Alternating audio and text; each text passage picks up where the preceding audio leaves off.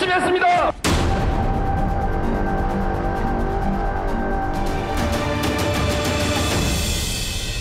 지역 정서가 있는데 노무현이가 부산에서 당선되겠나? 모두들 걱정하는 이 부산으로 다시 날아왔습니다.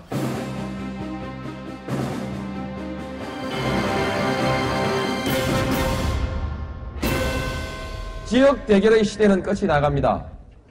우리 국민들과 정치인이 함께 노력하면 지역 대결 정치를 끝낼 수 있습니다. 이젠 인물과 정책으로 서로 경쟁하는 그런 합리적인 정치 시대로 가야 됩니다.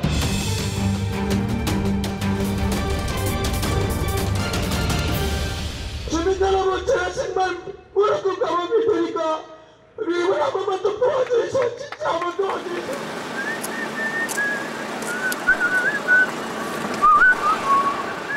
따라가야 될 길이죠.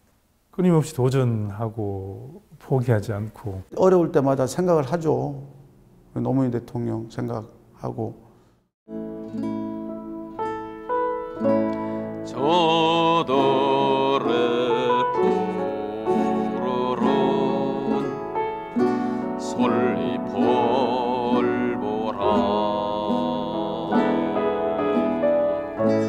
돌보는 사 국민의 뜻을 받들어. 지난 2000년 제16대 총선의 부산 북강서을 유세 현장입니다. 기호 2번 새천년 민주당 소속의 노무현 후보가 세 번째 국회의원 금배지에 도전하고 있습니다. 노 후보는 16대 총선 직전인 1998년 재보궐선거의 서울 종로구에서 생애 두 번째 금배지를 달았습니다. 우선 다시 국회에서 일할 수 있게 돼서 참 기쁘고요. 무엇보다도 저를 당선시켜 주신 종로 구민들에게 감사드립니다. 그리고 그 더운 날씨에 구슬땀을 흘리면서 비탈길을 오르내렸던 우리 당원 동지들, 그리고 저를 믿고 정치 1번지라고 하는 종로에 공천해 주신 당 지도부, 이분들께 모두 감사드립니다.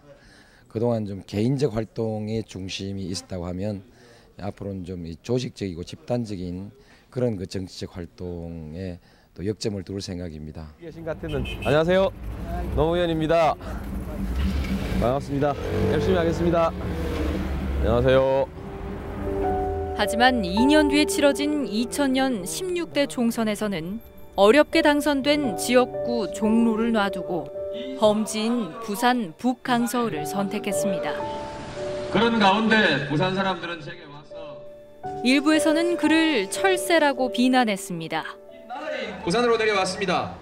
그것도 그냥 종로에서 온 것이 아니라 부산에서 13대 당선되고 14대 떨어지고 95년 시장선거 떨어지고 종로에 가서 또 한 번 떨어지고 그다음에 종로에서 당선돼서 국회의원 배지를 달고 이 고향 부산으로 내려왔습니다. 그런데 저들은 철새라고 합니다. 종로 갔다 왔으니까 철새다. 그러면 저는 노무현 철새, 노철새. 하지만 많은 사람들이 출마를 말리는 험지를 선택하고도 그는 유쾌함을 잃지 않았습니다. 이길 것 같은데 다니면 힘이 없어 못 다니겠는데 못 갈 것 같아. 다른 동네 다리가 너무 아프시지. 다녔다가 지역 정서가 있는데 노무현이가 부산에서 당선되겠나? 모두들 걱정하는 이 부산으로 다시 날아왔습니다. 특별한 철새입니다. 그래서 제가 이렇게 말씀드리겠습니다. 날이면 날마다 이 당 저 당 돌아다니는 일반적인 철새와는 근본적으로 다른 철새입니다.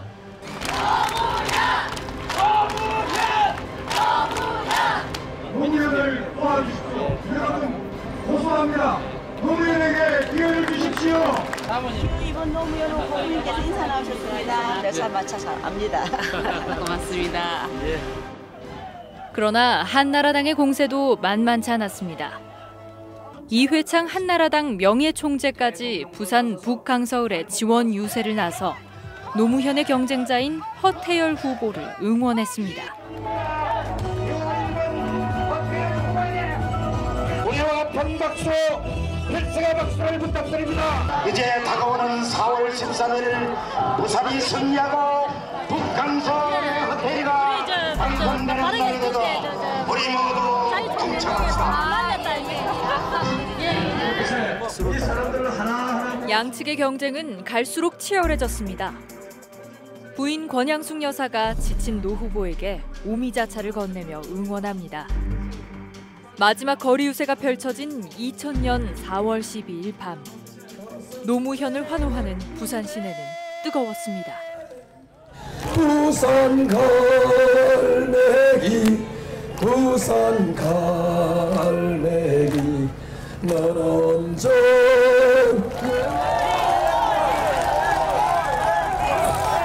부산 남구 한나라당 김무성, 북구 강서갑 한나라당 정형근, 북구 강서울 한나라당 허태열, 해운대 기장당. 개표 결과 노무현 후보의 득표율은 35.7%. 그토록 염원한 당선이었지만 한나라당 허태열 후보의 53.2%에 밀려 2위로 낙선했습니다. 고생들 많았네. 수고들 했다. 안 보여. TV를 끄고 이게 안 보여. 모두들 고생했어요. 그러나 그는 유권자들을 탓하지 않았습니다. 오히려 시간이 약이라면서 지지자들을 독려했습니다.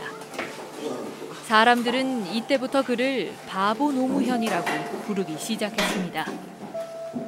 2000년 6월, 바보 노무현을 응원하는 사람들은 노무현을 사랑하는 사람들의 모임, 이른바 노사모라는 정치 팬클럽을 만들었습니다.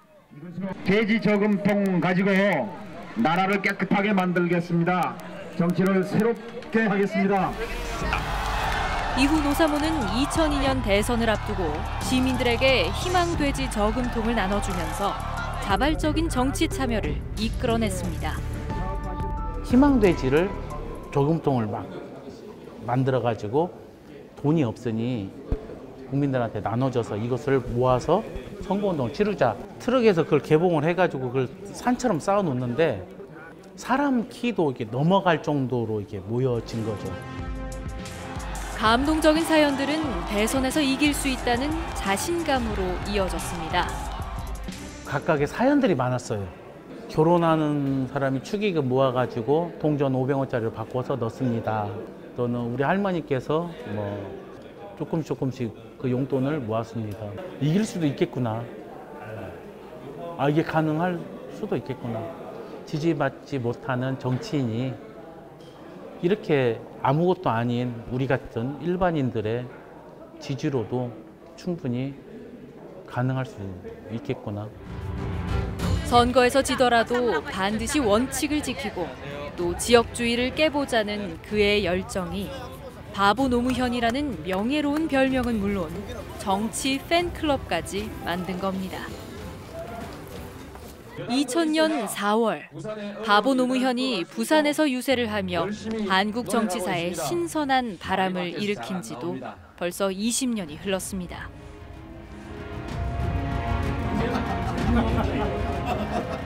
제21대 국회의원 선거가 끝나고 일주일이 지난 4월 23일, 대구 경북에서 출마했던 더불어민주당 낙선인 20여 명이 한데 모였습니다. 제가 당선을 될 거라고 출발하지는 않았습니다. 솔직히 안 했고 막상 공천을 받고 일주일 정도는 제가 이 선거를 무사히 끝까지 완주를 할 수 있을까. 결과표는 질지라도 과정만큼은 지지 말자. 그걸 제가 딱 잡았어요. 그래서 더불어민주당은 대구 경북의 25개 모든 선거구에서 후보를 냈습니다. 민주당이 대구 경북의 모든 선거구에 후보를 낸 건 2004년 총선 이후 16년 만의 일입니다. 하지만 결과는 참담했습니다. 21대 총선에서는 단 한 명의 당선인도 배출하지 못했습니다. 정말 고생하셨습니다. 전 이번에는 경북에서도 몇 사람은 살아남을 줄 알았습니다. 전 그렇게 확신을 하고 있었는데 물론 저를 포함해서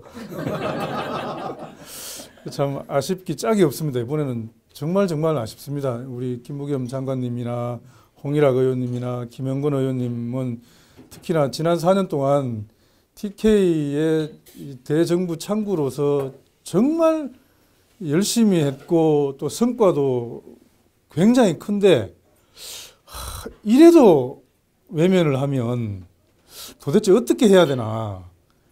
차라리 당을 옮기라는 말도 많이 들었습니다. 하지만 포기는 없습니다. 저는 이런 이야기를 많이 들었습니다.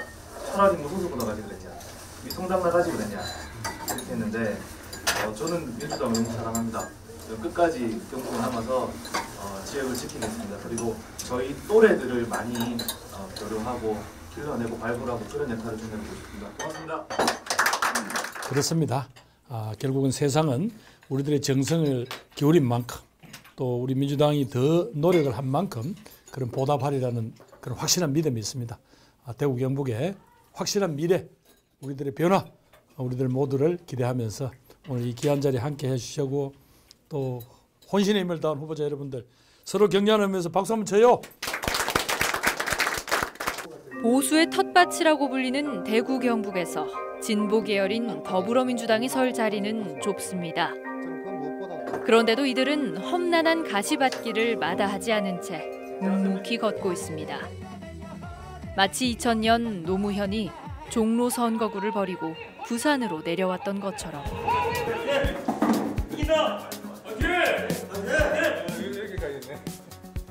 1968년생으로 올해 나이 53살인 민주당의 포항 남구 울릉군 후보 허대만. 그는 이번 21대 총선에서 또 떨어졌습니다. 지금까지 선거에서 떨어진 횟수만 벌써 7번입니다. 안녕하세요. 참 면목이 없습니다. 아니면 밖으로 다니는 사람들은 다 지지자 같았는데. 그를 지지했던 유권자들은 안타까움을 표시합니다. 아니 너무 열심히 하시더라고요. 그래가 이 주위의 사람들도 쉽게 말하 영원한 허대마이가 될 거다 하고 손님들이 다 그랬어요. 그래가 돼야 되는데 일할 사람 똑똑한 사람인데 일할 사람을 찍어줘야 되는데 했는데 이렇게 내가 너무 유감스러워요. 진짜로. 고향에 처음 내려온 1995년 포항시의원에 당선된 이후 그의 정치 인생은 순탄할 것 같았습니다. 하지만 1998년부터 도전한 7번의 선거에서 줄줄이 낙선했습니다. 포항시장과 포항의 국회의원을 꿈꾸며 최선을 다한 결과 한때 42.4%라는 높은 득표율을 얻기도 했지만 지역 감정이라는 벽은 너무 높았습니다.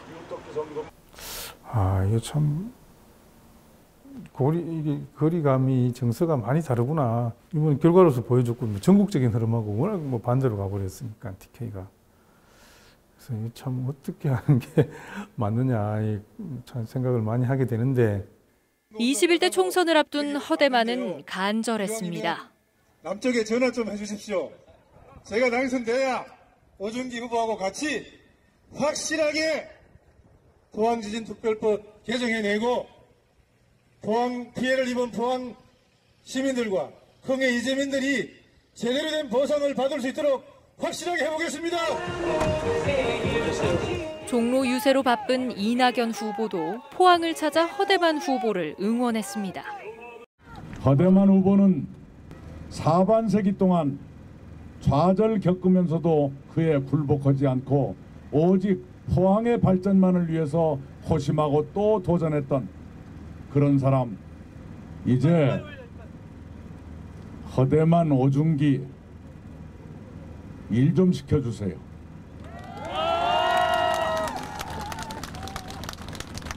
이 두 분 그만 올리시고 이제 일 시킬 때도 됐다 이렇게 저는 생각을 하기 때문에. 하지만 이번에도 승자의 미소는 그의 편이 아니었습니다. 허대만은 대구 경북에서 김부겸 후보를 비롯한 중진급 인사들마저 낙선해 중앙정부와의 원활했던 소통 흐름에 차질을 빚진 않을까 우려합니다. 아니 김부겸을 통해서 그렇게 지원을 했는데 김부겸마저 떨어뜨리면 도대체 어떻게 하라는 얘기냐. 무슨 사업을 지원하고 예산을 많이 우리 역할을 통해서 확보를 하고 그런다고 해서 지역 이 벽이 낮아지거나 우리한테 마음을 확 열거나 이렇지는 않겠구나 하는 생각도 그런 공감대가 좀 넓어져 있어요. 안녕하십니까. 안녕하세요. 아유, 오늘 장사가 좀 힘들게. 민주당의 부산 중구 영도구 후보 김비호는 올해 53살입니다. 그의 지역구인 부산의 중구와 영도구는 부산의 원도심으로 불립니다. 한때 24만을 넘던 중구와 영도구의 인구는 이제 11만 명대로 줄었습니다. 김 후보는 변화를 꾀하겠다면서 4번의 국회의원 도전에 나섰지만 모두 미끄러졌습니다. 오늘 김비호입니다. 아유, 고생 많았습니다. 어머니 그동안 고맙습니다. 고생 많았습니다. 꼭국집에서 만났죠. 건강하시고. 낙선 후 몇 명만이 남은 적막한 선거 사무실. 낙선의 아픔은 생각 이상으로 큽니다.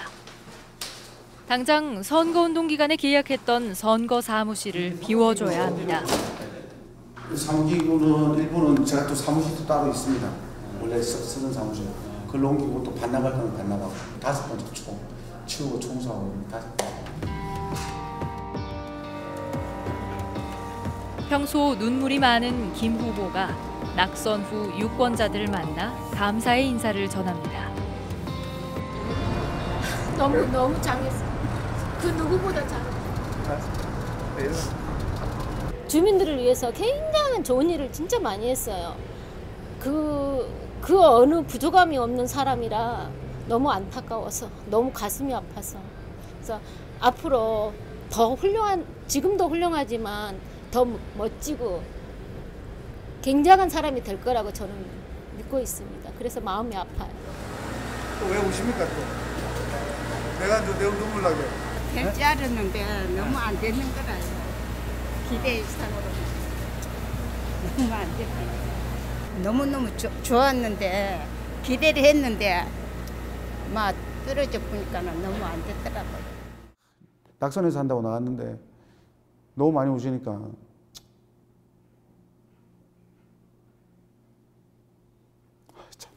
제가 마음이 좀 약합니다. 너무 많이 오시니까 이제 밖에도 잘 못 나가겠어요. 낙선에서는 한 3일 좀 다녔는데 제가 마음이 안 잡혀가지고 그분들 뵈면 그분들 안 닦아서 하는 거겠지만 제가 마음이 안 잡혀가지고 좀 안. 김비호가 걸어온 정치 인생은 정치적 거물과 맞붙는 가시밭길의 연속이었습니다. 2008년의 상대는 국회의장을 지낸 김형우 후보였고 2016년은 대선 후보로 거론되던 김무성 후보였습니다. 이번 21대 총선의 상대는 40대의 황보승이었지만 20대 국회의원인 김무성 의원이 추천했던 사람이라 사실상 김비호와 김무성의 경쟁이었습니다. 김비호 후보는 지역사회에서 많은 봉사활동은 물론 고가도로 반대 투쟁과 한진중공업 정리해고 철회 같은 생활정치에 사활을 걸었습니다. 제가 이 고가도로 반대 투쟁을 했는데 이것 때문에 제가 또 주민들 목소리 대신에 싸우다가 제가 검찰 조사도 받고 저도 또 수모도 당했고 한진중공업도 그 앞에서 목숨 걸고 17일간 제가 단식하다가 지금도 그 후유증을 앓고 있는데. 그가 쓴 책을 보면 고 김근태 의원의 부인인 인재근 국회의원이 이런 추천사를 썼습니다. 김비호는 통 큰 사람입니다. 2012년 총선에서 연대의 정신으로 후보직을 흔쾌히 양보했습니다. 김비호는 뜨거운 사람입니다. 크든 작든 불의와 불공정에 당당히 맞섰습니다. 지역 주민들의 마음을 담는 정치 계속하겠다. 그 의지로 지금까지 버티고 있는데 그 과정에 노무현 대통령도 돌아가시고 또 2011년에는 우리 김근태 의장님도 돌아가시고 여러 가지 참 좀 부대끼고 힘든 과정들이 많았는데 참 그걸 이겨내면서 이렇게 오는 과정들이 쉽지는 참 않았는데. 이번 선거는 여론조사에서도 상대 후보를 근소하게 앞서 당선을 자신했지만 지역주의의 벽은 높았습니다. 제가 이제 한 12년 동안 여기서 그 아래로 어려운 사람들과 같이 동행을 했었는데 그 과정에 함께 나눴던 눈물, 또 그분들의 어려운 사장들, 그리고 그분들을 위해서 쫓아다녔던 세월들이 사실 그분들의 정말 감정들이나 그분들의 입장을 제대로 대변했었나. 원내위원장으로서 물론 한계도 있었겠지만 진심을 담아서 다 했나, 뭐 이런 자책의 시간도 지금 더불어 가지고 있습니다. 예. 많이 힘드네요, 이번 선거는 유달리. 예. 그 많이 도와주셨는데 제가 아직까지 부족해서 좀 모자라 죄송합니다. 우리 더 열심히 노력하겠습니다. 고맙습니다. 팬입니다. 우리 딸이 하도 막 그래서 내가 그때부터 시작해서 나 팬입니다. 더불어민주당 하귀남 후보는 고향인 경남 창원 마산회원 선거구에서 5번이나 떨어졌습니다. 지난 2004년 17대 국회의원 선거 때 처음 선거에 나선 이후 5번 모두 2위로 낙선했습니다. 네, 봉사활동도 많이 하시죠. 근데 어머님들도 이제 많이 이렇게 좋아하시고 이랬는데 그래도 뭐 이랬든 저랬든 간에 그동안 또 수고 많으셨고 사람 한 사람으로 봤을 때는 정말 좀 힘들었어. 근데 늘 안타깝고 그래. 근데 언젠가는 또 한 번은 꼭 당선되시겠지, 그죠? 그래. 좋은 말씀 해주셔서 고맙습니다. 네, 힘내시고요. 네, 감사합니다. 안녕하세요. 하기남이 낙선 인사 올립니다. 예. 보수 텃밭인 경남에서 단 한 번도 당적을 바꾸지 않은 채 좌고우면하지 않고 지역주의 타파에 힘쓴 결과 20대 총선에서 43.7%, 21대 총선에서는 41.95%라는 의미 있는 득표율을 기록했지만 금배지와의 인연은 닿지 않았습니다. 열세인 줄 알지만 또 두드리다 보면 강세인 때도 올 수도 있잖아요. 점차 나아지리라고 보고 도전을 쭉 해왔던 거고 기대는 했지만 좀 안 돼서 매우 애석하죠. 애석하지만 그렇다고 해서 애석하니까 이제 딴 데로 옮기자 뭐 이런 거는 저희는 생각해 본 적은 없고 또 그렇다고 또 당을 바꾸자 이건 또 말도 안 되는 얘기고. 그는 사전 5기였던 이번 21대 총선에서 그동안 16년을 준비했다면서 유권자들에게 무릎을 꿇고 눈물로 호소했습니다. 국회의원 된다고 행복한 건 아니지만 나라를 위해 이렇게 해보겠다고 나서고 응원해주는 이 가족들을 위해서도 주민 여러분 제가 정말 무릎 꿇고 한번 빌 테니까 우리 이번 한 번만 더 도와주셔서 진짜 한번 도와주셔서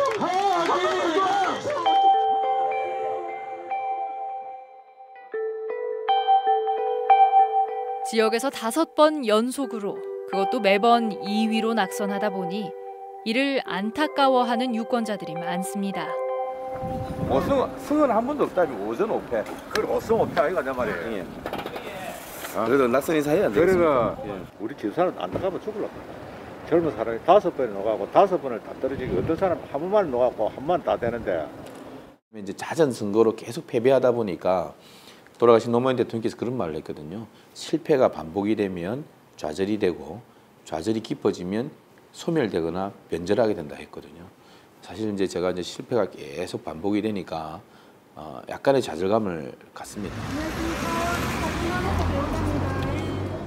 16년 동안 4번 연속 떨어지고도 다시 5번째로 선거에 나서는 후보를 바라보는 가족들의 심정은 어떨까? 진짜 눈물이 없는 사람입니다.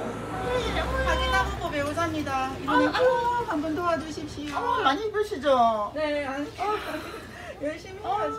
도와주십시오. 어쨌든 이번에는 안 꼭 안 되겠습니까? 고맙습니다.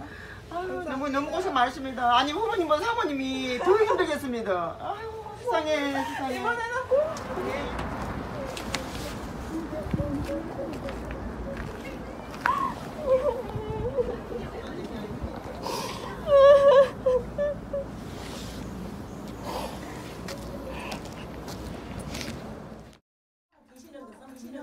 이들 민주당 후보들은 반복되는 낙선에 적잖이 좌절했지만 그래도 누군가를 떠올리며 힘을 얻는다고 했습니다.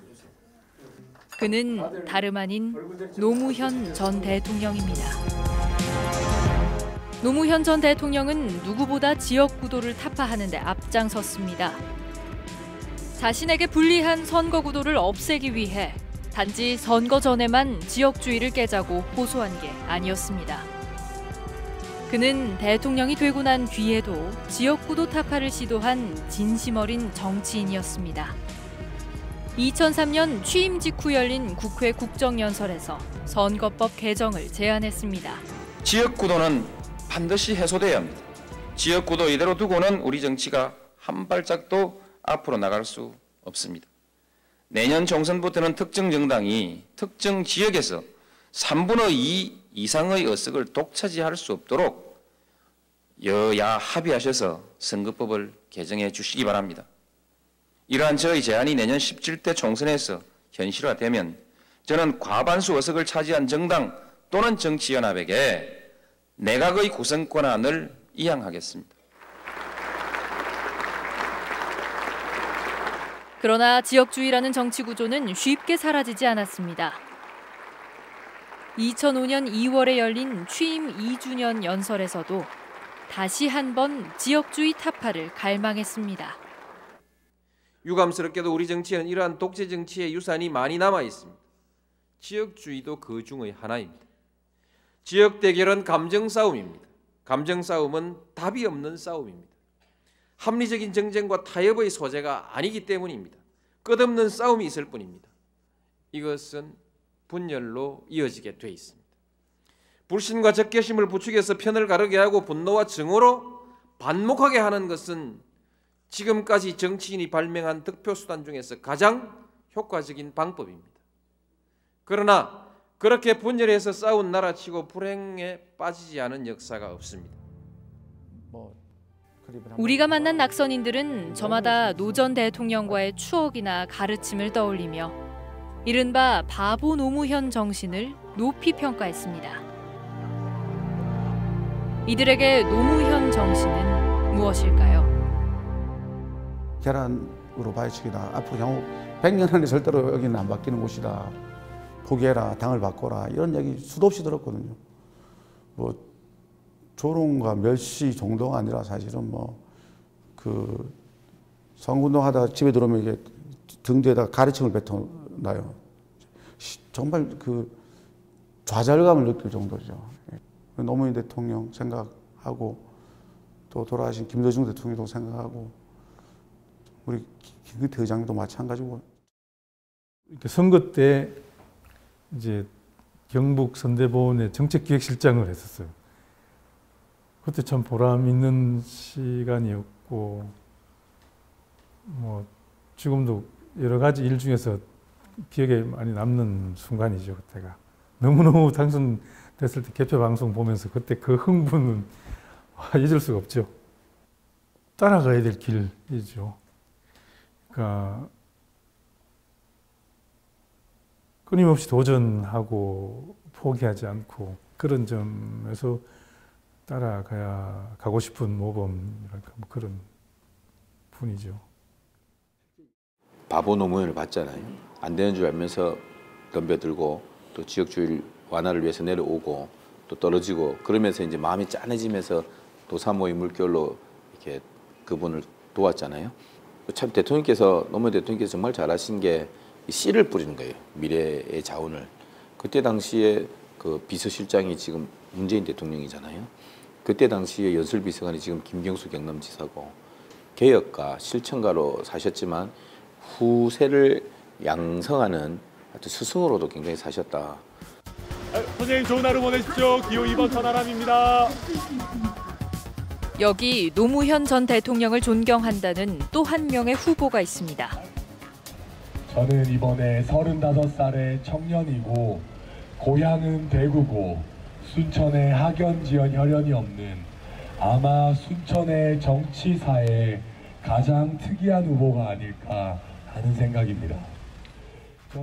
그는 우리가 앞서 본 진보 진영의 후보들과 달리 보수 진영인 미래통합당 소속 후보입니다. 왜 미래통합당의 후보가 노무현 전 대통령을 존경하는지 궁금했습니다. 저는 노무현 대통령님을 존경한다고 그랬어요. 그것 때문에도 보수 진영에서 굉장한 비판을 받았습니다. 정신 나갔냐? 그럴 거면 민주당 가지 왜 우리 당에 와 있냐? 저는 노무현 대통령님을 굉장히 존경합니다.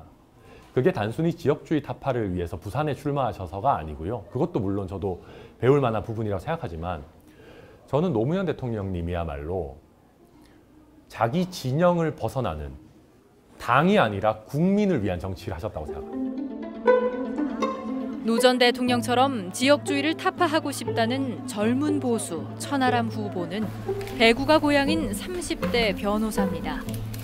지난해 조국 교수 사태 이후 진보의 대처 방식에 실망했다는 그는 이번 21대 총선을 앞두고 새로운 보수를 꿈꾸는 젊은 보수라는 모임을 만들며 정치판에 뛰어들었습니다. 이후 젊은 층을 중심으로 독자적인 건전한 보수를 추진했다가 보수를 대통합해야 한다는 주위의 설득에 따라 고민 끝에 미래통합당에 입당했다고 합니다. 너희끼리 하는 것도 좋지만 보수 대통합이라는 분위기도 있는데 갈라지는 모습은 좀 보이는 게 좋지 않을 것 같다라는 메시지들이 굉장히 많이 왔고요. 이제는 우리 세대에는 정말로 정치권에서도 지역주의가 발붙일 수가 없다라는 거를 상징적으로 보여주자. 대구 출신이 순천에 출마해서 이번에는 어려울지 모르지만 당선되는 모양새를 한번 보여줘야 진짜 이제는 지역주의라는 게 끝이 났구나. 지역주의 종식 선언을 우리가 한번 해내보자. 그가 21대 총선에서 얻은 득표율은 3%에 불과했습니다. 표로 따지면 4천여 표. 순천에 아무런 조직과 연고가 없던 천하람 후보였지만 2014년 재보궐선거와 2016년 20대 총선에서 잇따라 새누리당의 이정현 후보가 당선된 곳이었기에 내심 득표율 15%를 기대했습니다. 그러나 결과는 3%에 머물 정도로 참담했습니다. 하나, 둘, 셋. 센스 있게 또 2번도 해주시고 고맙습니다. 하나, 둘, 셋. 그래도 젊고 건전한 보수를 내건 천 후보는 포기하지 않겠다고 말합니다. 아직은 갈 길이 멀어 보이지만 그래도 건전한 보수를 지지하는 세력이 있다는 데서 작지만 소중한 희망을 봅니다. 친하고 얘기도 많이 했는데 혹시 이번에 저 찍으셨습니까? 네.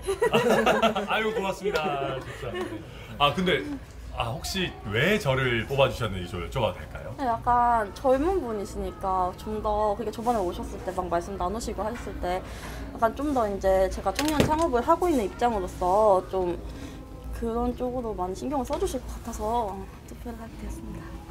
네. 좋게 봐주셔서 정말 감사합니다. 네. 저를 찍어주신 4,058분 중에 한 분이십니다. 이모님 안녕하십니까?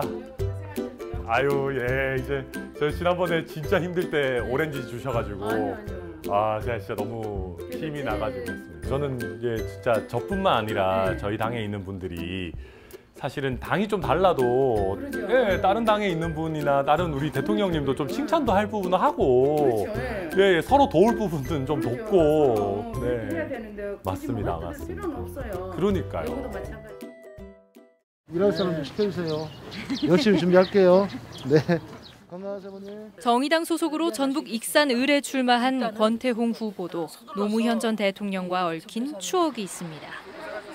그는 노무현을 사랑하는 사람들의 모임, 노사모 출신입니다. 그 정치를 처음 시작한 계기가 노무현 대통령이에요. 2002년도 초반에 제가 노사모에 가입을 해서 그 민주당의 대통령 경선에서 노무현 후보를 돕게 되죠. 그게 이제 정치의 입문 계기이고요. 2002년도 8월 달에 대통령 후보였던 노무현을 당시 민주당 내에서 흔들면서 유시민 현 노무현재단 이사장이 그때 정당 창당을 제안을 했어요. 그게 이제 개혁국민정당이라는 정당입니다. 그래서 그때 당시에 개혁국민정당에 참여를 하면서 사실 처음으로 정치활동 또 정당인으로서의 활동을 시작하게 됩니다.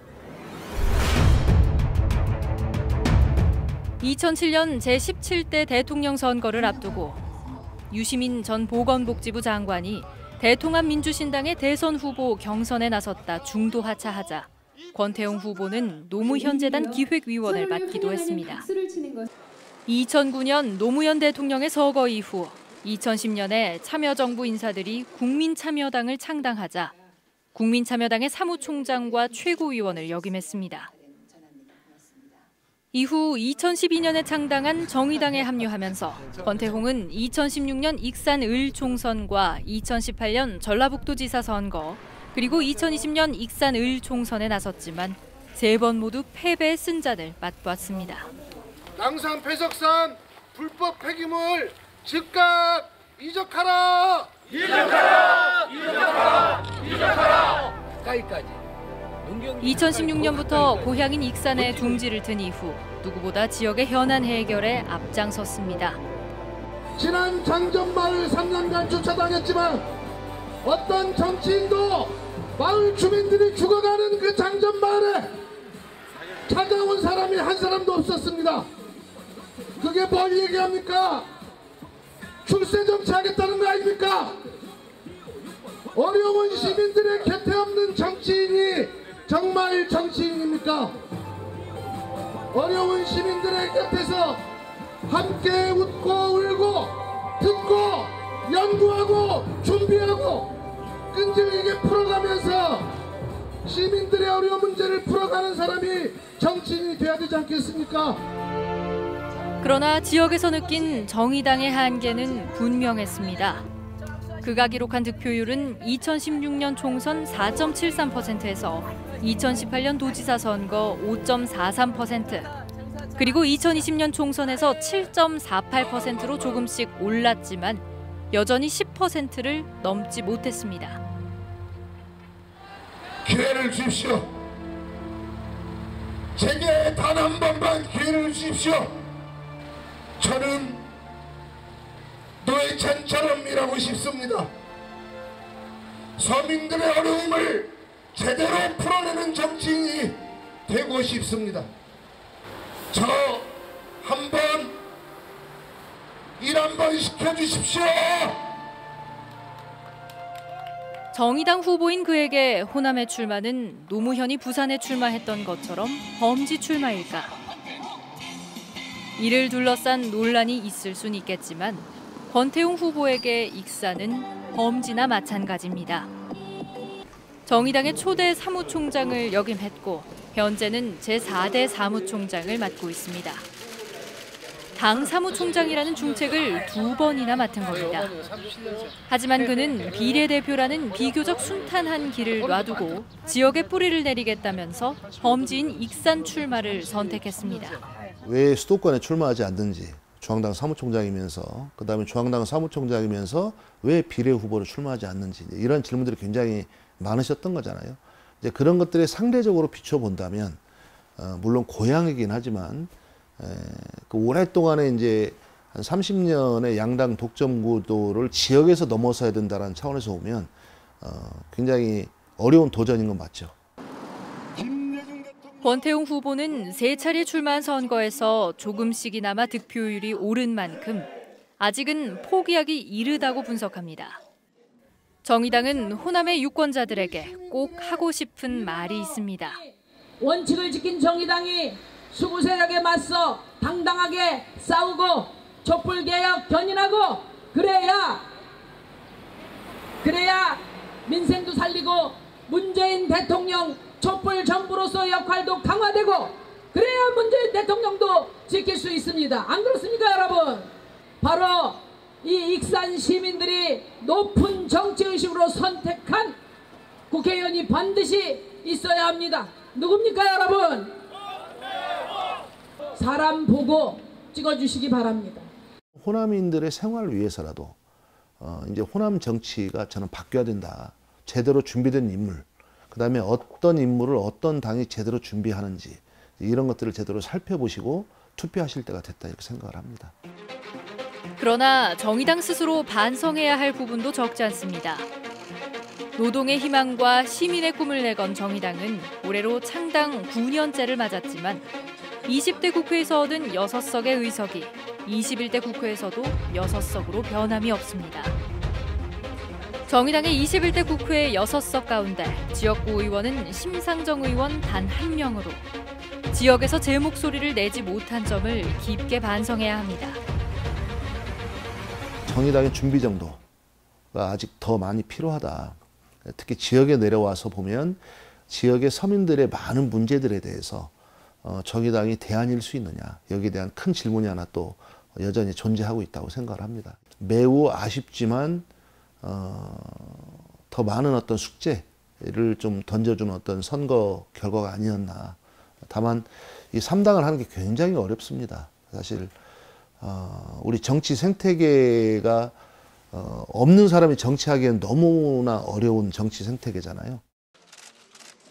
21대 총선은 여당인 더불어민주당과 비례정당이 180석을 차지하면서 압승으로 막을 내렸습니다.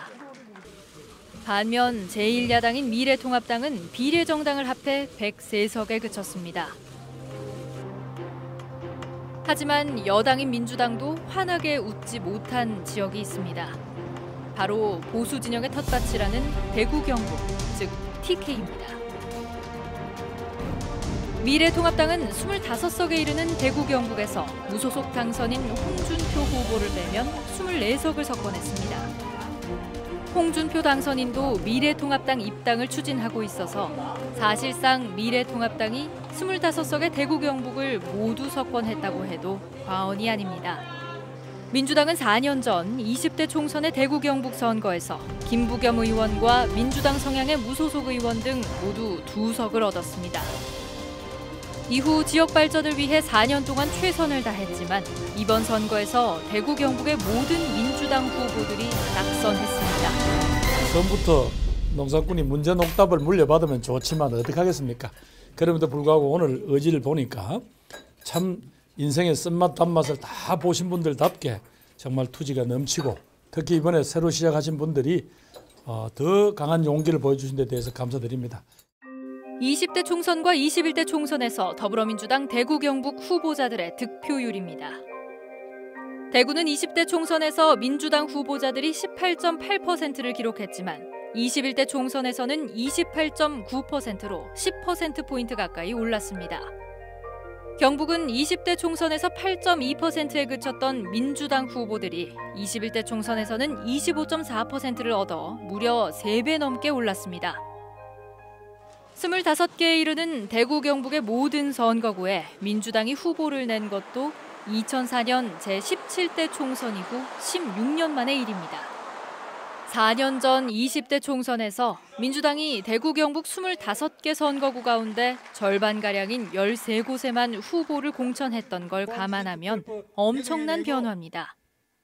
2004년도 17대 국회의원 선거에서 우리가 처음으로 대구 경북에 전 후보자를 내고 16년 만에 이번에 처음 냈는데 다음 다가오는 대통령 선거나 또 지방선거에 출마할 후보들을 위해서 기반을 만드는 활동을 그래도 꾸준히 할 수 있겠구나.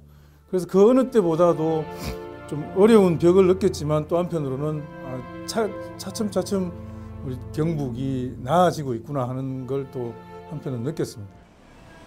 그러나 대구의 득표율이 4년 전보다 10%포인트 가까이 오르고 경북은 무려 3배 넘게 올랐는데도 민주당이 TK에서 단 한 석도 얻지 못한 21대 총선의 현실은 안타깝게도 20년 전 부산에서 도전했던 바보 노무현의 그 모습을 보는 것 같습니다. 후보자들은 승자가 모든 걸 가져가는 지금의 선거구제에서 그 문제를 찾습니다. 선거구에서 가장 많은 표를 얻은 한 명만을 뽑는 소선거구제는 당선인이 얻은 표를 제외하면 모두 사표로 처리돼 군소정당의 국회 진출을 어렵게 하는 것은 물론 범지에 출마하는 후보들의 노력이 물거품이 되는 경우가 많습니다. 결국 제도의 문제가 큰 거 아닌가 하는 생각을 합니다. 이게 소선거구제의 어려움. TK는 25 평균으로 따지면 한 26, 7% 되는데 의석은 제로예요. 반대로 미래통합당은 50%에서 60% 사이인데 의석을 100% 가져갔단 말이에요. 이게 지금 제도의 문제가 큰 거죠. 우리 아마 제도가 25%의 득표를 하면 25%의 의석이 또 그 언저리라도 보장이 되면 아마 지역 구도가 또 격차가 굉장히 줄어들 거예요.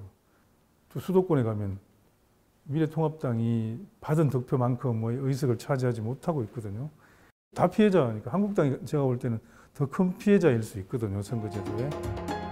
이번 제21대 총선에서 거대 양당이 전국적으로 얻은 지역구 득표율입니다.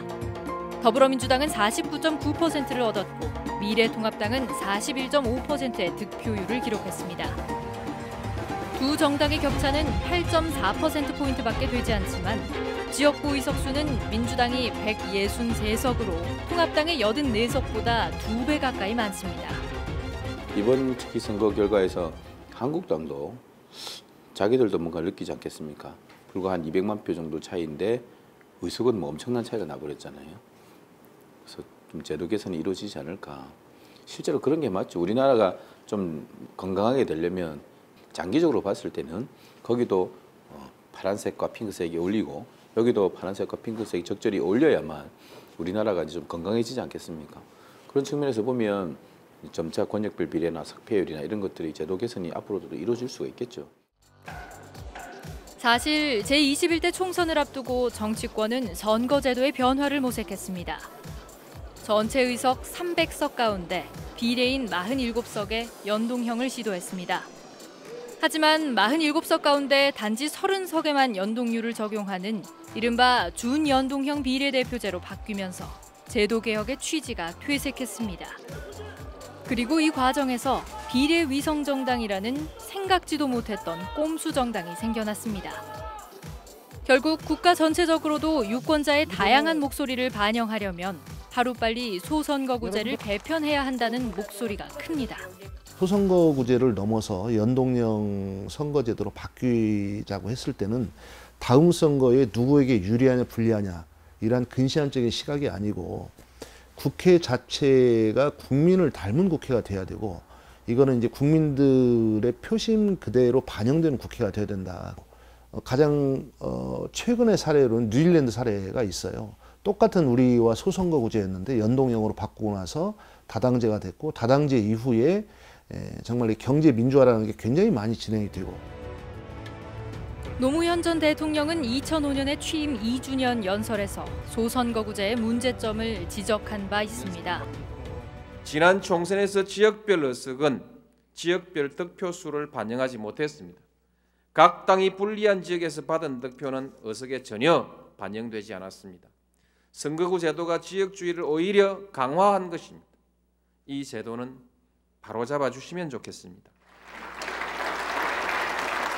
노 전 대통령이 이미 2005년에 승자가 모든 걸 독식하는 소선거구 제도를 바로잡아달라고 대통령의 자격으로 호소했지만 국회는 이를 외면했습니다.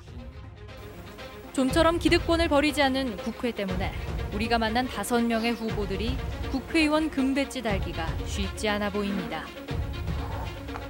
하지만 그들은 바보 노무현처럼 오로지 인물과 정책으로만 평가받고 싶다면서 지역주의 타파를 포기하지 않고 있습니다. 이들에게 정치는 과연 무엇일까요? 저는 정치를 통해서 희망을 봅니다. 코로나19에서도 대통령 부정하는 사람도 있겠지만 대통령이 우리 정부 국민들 얼마나 잘해나가고 있지 않습니까? 정치 역할은 바로 그런 것이라고 생각합니다.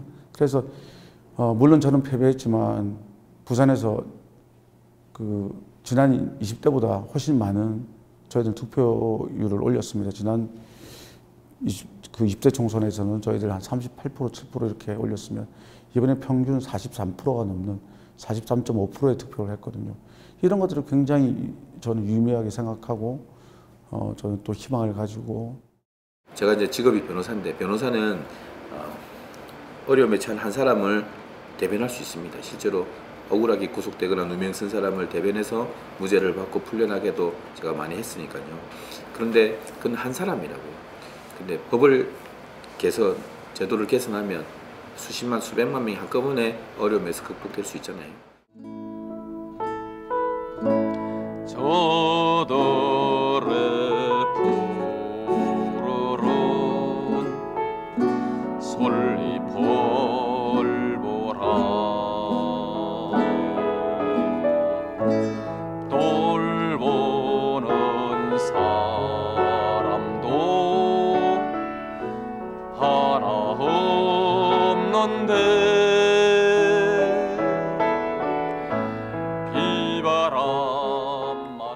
정치인 노무현은 잘못된 정치 풍토에 타협하지 않았습니다.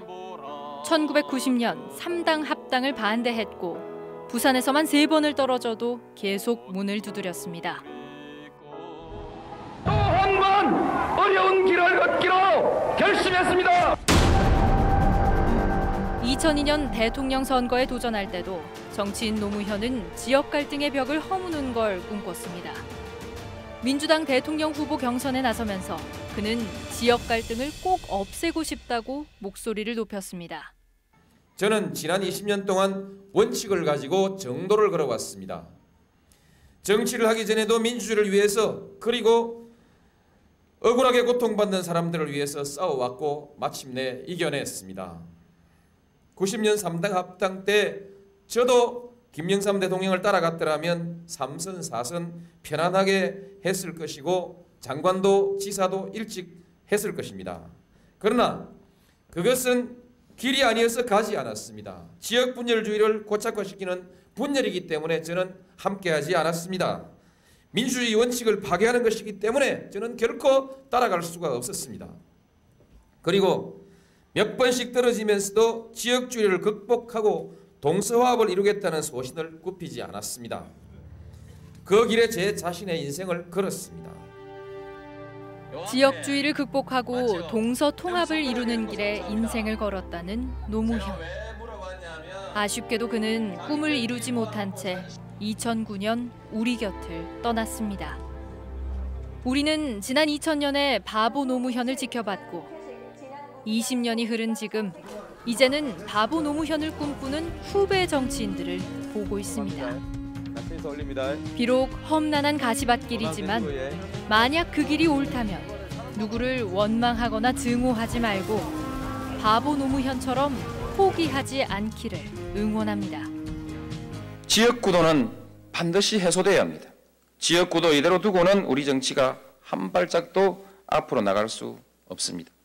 불신과 적개심을 부추겨서 편을 가르게 하고 분노와 증오로 반목하게 하는 것은 지금까지 정치인이 발명한 득표수단 중에서 가장 효과적인 방법입니다.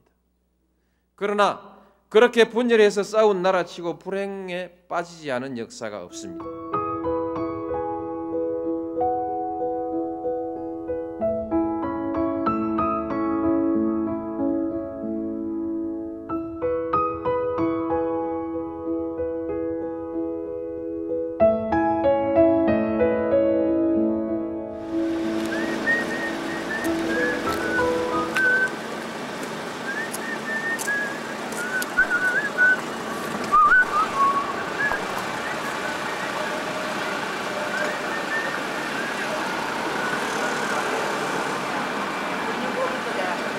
너무 없어.